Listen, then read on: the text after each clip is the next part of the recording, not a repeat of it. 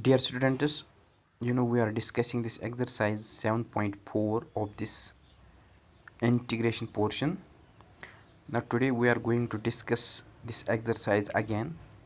Now the question number 12 of this, find the indefinite integral of 1 upon root of 7 minus 6x square 7 minus 6x minus x square. Now here the given quadratic is 7 minus 6x minus x square. Here we cannot take the minus 1 out from this so as to make the coefficient of x square plus unity, because if we take minus 1 common, so it becomes root of minus, let's assume that root of minus 1. So this means that we get root of minus 1 which is not defined, hence we cannot take this out from this x square. So simply take this minus x square as it is and add and subtract the coefficient of x square by 2. Now here the coefficient of x square is minus 6, here minus 6, and minus 6 upon 2 is 3 minus 3 whole square, which is plus 3 square. So we have to simply add and subtract 3 square in this equation. So it is 7 plus 3 square and minus 3 square minus 6x minus x square. Now here 7 plus 3 square, that is 7 plus 9. Now here we have three terms, last three terms have minus as a sign, so take this minus 1 common, so we simply get 3 square. This 6 can be written as 2 into 3x plus x square. Now the portion in this bracket is 3 square plus 2 3x plus x square, which is a square plus 2ab plus b square, where a is 3, b is x, so which is x plus 3 or 3 plus x square. 16 minus x plus 3 whole square. So which implies that the given integral, which is 1 upon root 7 minus 6x minus x square, can be written as dx upon root of 16 minus x plus 3 square. Now put here this 16 can be written as in terms of square as 4 square, because this 16 is a perfect square, which implies that put t equals to x plus 3, dx is equal to dt, which implies that this integral can be written as integral dt upon root 4 square minus t square. Now which is of the form of 1 upon root a square minus x square, where a is 4, x is t. It is indefinite integral from special functions is, and this sine inverse x by a, which implies that sine inverse t upon t is here x plus 3, a is here 4, which is sine inverse x plus 3 upon 4 plus c.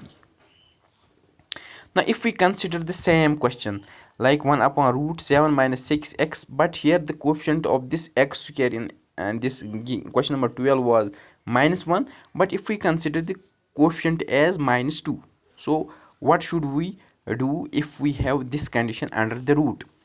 Here we cannot take minus 2 out directly, because by making the coefficient of x square unity, because if we take minus 2 common, then we have to get then we get minus root 2 as the constant term, and we know that in the real number system this minus 2 is minus root 2 is not defined. That is why we have to simply take this 2 as common.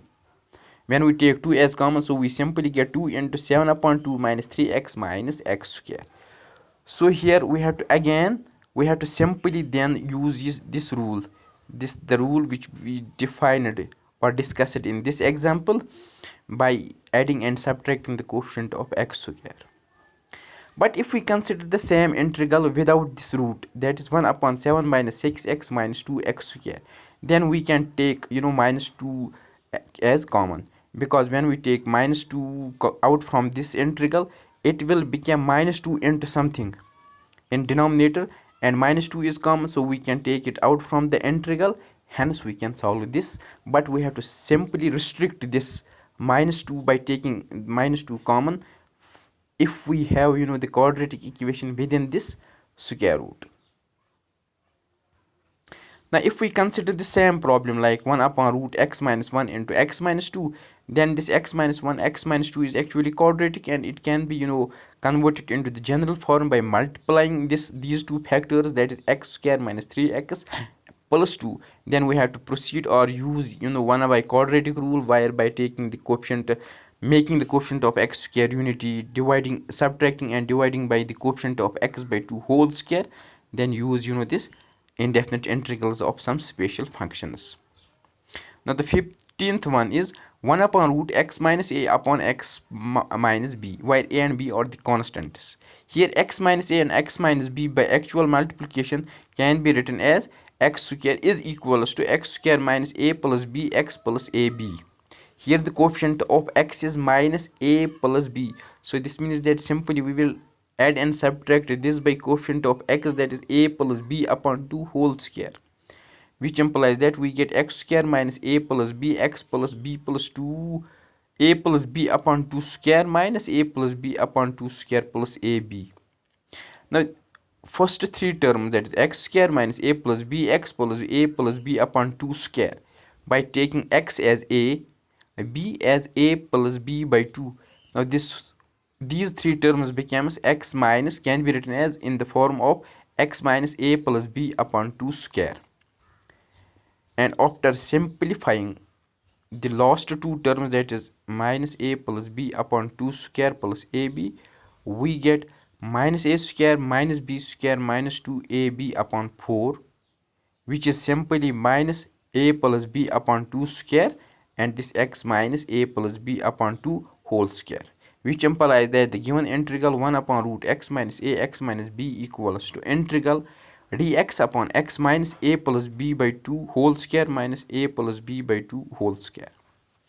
Now here put t equals to x minus a plus b upon 2 and a equals to this very term a plus b upon 2, which implies that t equals to x minus a plus b upon 2 dt equals to dx, because a plus b upon 2 is constant and its differentiation is 0, and put t a plus b by 2 whole square as a square, which implies that the integral can be written as dt upon t square minus capital A square, which is of the form of 1 by x square minus a square, and its integral is log x plus root x square minus a square, which is log t plus root t square minus a square.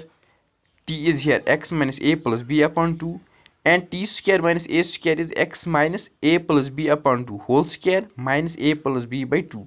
Now this a x minus a plus b by 2 square minus a plus b by 2 ka whole square is actually x minus a into x minus b, because we are changing this x minus a x minus b by adding and subtracting the coefficient of x as this. Hence we simply get log x minus a plus b upon 2 plus x minus a into x minus b root of plus c is the indefinite integral of this very integral. So in this way we completed this exercise 7.4. Inshallah in tomorrow's video lecture we will be discussing the another method of integration, which is integration by using the partial fractions. So thank you.